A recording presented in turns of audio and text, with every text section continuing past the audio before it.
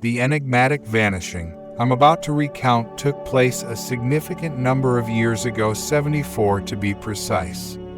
Yet certain narratives seem impervious to the passage of time, and I am convinced that this is one such tale. Family. Born on November 11, 1945, in Moston, Wisconsin, Ricky Jean Bryant was the child of Raymond and Opala Bryant, with siblings Forrest, Elizabeth, and Sharon. In their expansive residence on the outskirts of Moston, they shared their home with grandparents Casper and Helen Haverson. Ricky Jean, often fondly referred to as Ginny by her family, held the position of the second-to-last daughter and was deemed by many as the most cherished. The morning of December 19, 1949, unfolded like any other weekday for the Bryant family. Raymond, a truck driver with regular trips to and from Chicago, departed for work around 7 a.m. Opala, occupied at a local clothing factory, and 9-year-old Sharon, attending a nearby school, left the house at approximately 8:30 a.m. With the parents and one sibling away, the house was left in the care of the grandparents and the younger children. 5-year-old Forrest, 4-year-old Ginny, and 18-month-old Elizabeth. The older kids engaged in play on the second floor, while the grandparents attended to Elizabeth downstairs. Little did they know that events unfolding that day would forever alter the trajectory of this family's life. A fire. At approximately 3 p.m., a fire erupted within the house. Despite thorough research, no official documentation has surfaced regarding the origin or cause of the fire. Remarkably, 3 distinct versions of the events that transpired that day have emerged, each presenting starkly different perspectives. The brothers' version. Let's begin by examining the recollections of 5-year-old Forrest Bryant regarding that ominous day. According to him, he managed to exit the house independently after heading downstairs to the kitchen for a snack.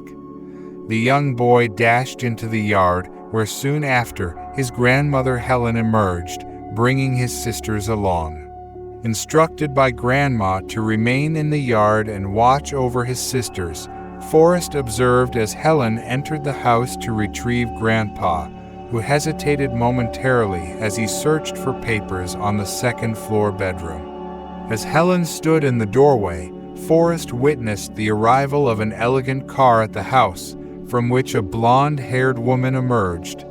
She requested the boy to go to a neighbor's house and seek assistance in extinguishing the fire. Complying with the woman's request, Forrest returned with a neighbor, only to find 6-and-a-half-year-old Elizabeth at the designated spot. However, his other sister Ginny was nowhere to be found. Grandma's version. What was the grandmother's account of the events? She asserted that she escorted Forrest and Elizabeth outside before hurriedly returning indoors to locate Jeannie. The woman recounted running around the house, vociferously calling her granddaughter's name, but there was no trace of her. The stairwell connecting the first and second floors was shrouded in smoke, prompting Helen to dash to the barn for a folding ladder, which she positioned against the second-floor window. Assisting her disabled husband Casper out of the bedroom, she ascended to the second floor once more. The thick smoke obscured visibility, rendering it impossible to discern anything. Despite calling out for Jeannie, her pleas went unanswered. Curiously, later that day, a teacher overheard Opala, while picking up Sharon from school, mentioning to her daughter that Ginny had become an angel and urging her not to discuss or even mention her name. However, it's essential to note that this information remains unverified and may only be a rumor. Version of the neighbor. Another narrative of that day originates from the neighbor to whom Forrest turned for help, Iron Carlson. Engrossed in loud radio sounds, Irene initially missed the knock on her door. However, upon learning about the fire from the boy, she hastily made her way to the Bryant residence. Upon arrival, Irene found Elizabeth tearfully on the front lawn. Scooping up the distressed child, she carried her to her own house, instructing Forrest to keep a close eye on her. Irene then ventured back outside, witnessing Helen assisting Casper down the second-floor stairs. Once inside the Bryant house, the women focused on the first floor, where Helen began packing kitchen utensils into a box. Curious about Ginny, Irene inquired, prompting Helen's reassurance, "She's fine, you better take my coat out." In a subsequent conversation, Helen Havorson uttered another intriguing remark to her neighbor. "Don't worry about Ginny, we've sent her to her relatives." On the ruins. The fire department, arriving within minutes, successfully quelled the flames and initiated a search for Jeannie. A firefighter on site claimed to have heard what resembled screams emanating from the second floor, although uncertainty lingered. Despite exhaustive efforts by the firefighters, volunteers were eventually called in, leading to the discovery of bone fragments. These fragments were sent to a laboratory for analysis, revealing an unexpected twist: they belonged to a dog. This raised eyebrows, given that the Bryants did not have any cats or dogs. In the aftermath, Raymond, Ginny's father, spent several days sifting through the ruins, fervently hoping to locate his daughter. Regrettably, his search proved futile. Interestingly, in interviews with the press, Raymond expressed a belief that his daughter was not deceased, adding an intriguing layer to the unfolding mystery. Don't mention her name. Subsequent events, however, took a rather peculiar turn. The Bryants refrained from filing a missing person report, declined to obtain a death certificate for Ginny, and resisted organizing the symbolic funeral suggested by other relatives. It appeared as though they were purposefully erasing Ginny from their lives. Law enforcement played a swift role in closing the case without thoroughly documenting the testimonies of the fire witnesses, attributing Jeannie's fate to an accidental death. Family members, including siblings, later revealed that their parents and grandmother explicitly instructed them never to mention their missing sister. An exception occurred during Christmas 1949, just 6 days after the tragic incident, when the family hung a beautiful star on the Christmas tree, explaining to the children that Ginny became this star and now she is in heaven. Interestingly, Elizabeth remained unaware of her sister's existence until her 7th birthday, when her brother disclosed the truth. Skeptical, she sought confirmation from her mother, who sternly replied, "Don't ever say her name in front of me. She's gone. Period." Divorce. A decade after the fire, Raymond and Opala Bryant divorced. Opala took Elizabeth with her, relocating to Washington State, while Sharon and Forrest stayed with Raymond, allegedly because they resembled their father too much. Opala intermittently visited her children in Wisconsin, at times leaving Elizabeth with her ex-husband for days without disclosing her whereabouts.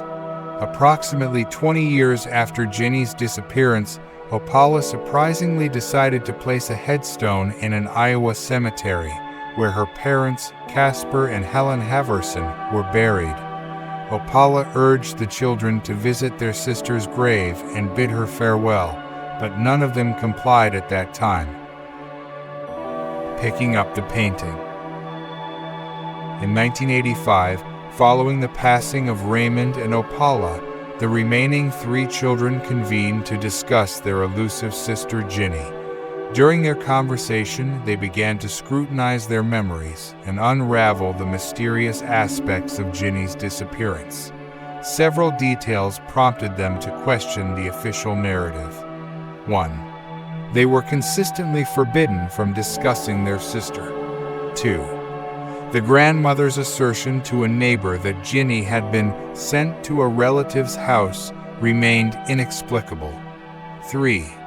The identity of the enigmatic woman who arrived at the house during the fire raised suspicions. 4.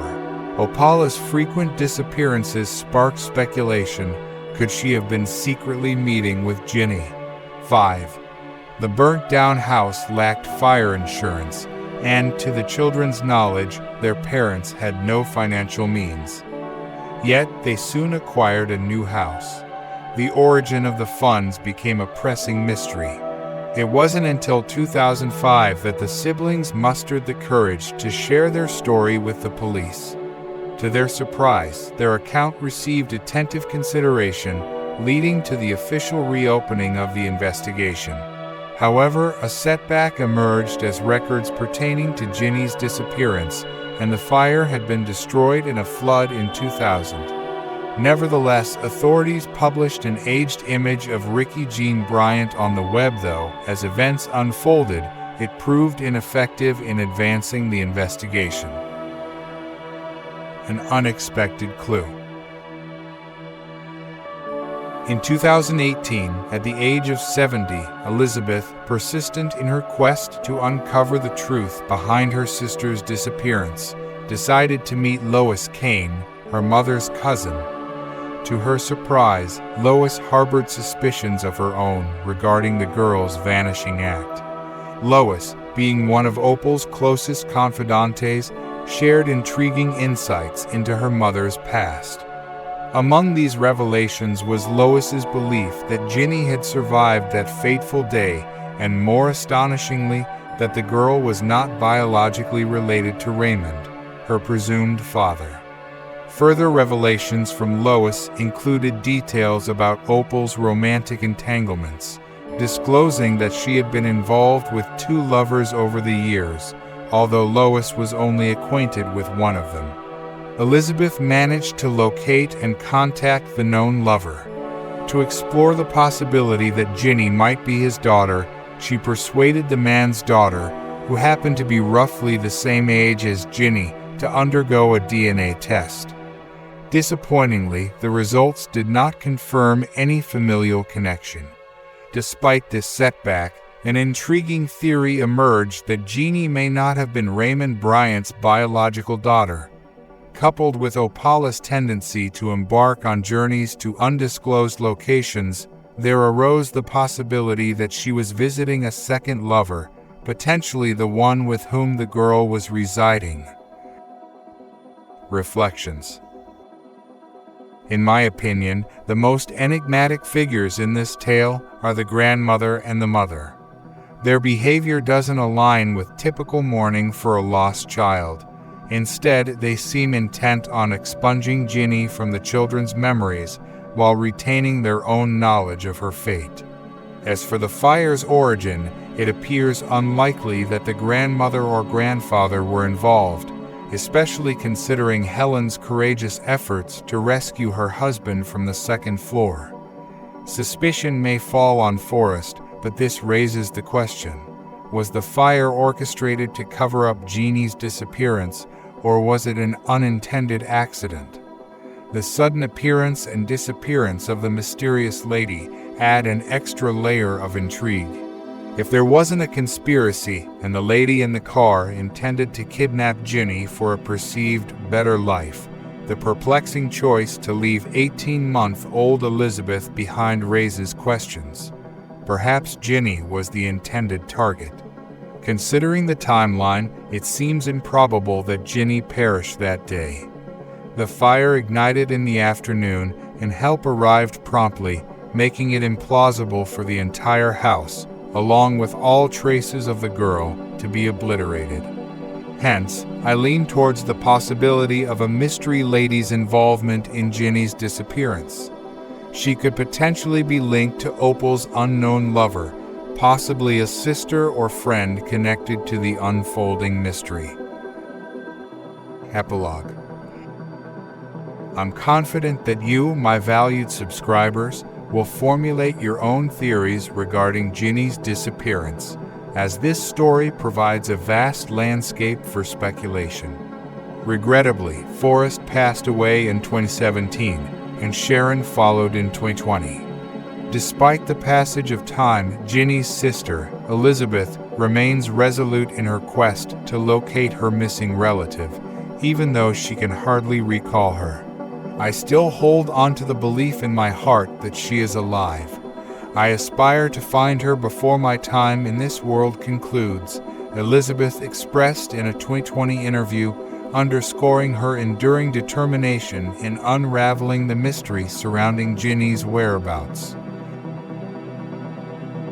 I hope you liked this story. Please don't forget to leave a comment sharing with your thoughts below.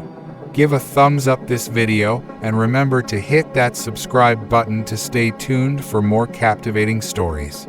Thank you for joining us on this remarkable journey, and we'll see you in the next video.